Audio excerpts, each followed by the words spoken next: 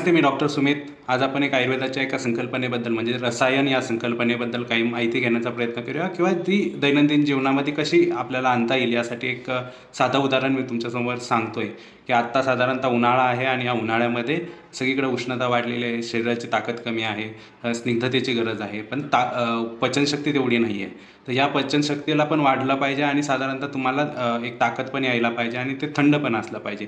असं हे super food किंवा दैनंदिन जीवनात येणारं रसायन एक सांगू शकतो, जे म्हणजे की दूध आणि 1 चमचाभर तूप. जर हे आपण सकाळी अनुशापोटी घेतलं तर त्याचा संपूर्ण शरीराला फायदा होऊ शकतो आणि एक सहज, सोपं आणि कधीही आपल्याला उपयोगात आणता येण्यासारखं आणि यासाठी फार काही जास्त वेगळं कष्ट करावे लागणार नाही, बाहेरनं काही गोष्टी घ्याव्या लागणार नाही. हे सरळ साधं उदाहरण आपल्या दैनंदिन जीवनामध्ये आयुर्वेद आपण कसा आणू शकतो यातलं एक सगळ्यात सिंपल आणि सोपं आणि अनुभवित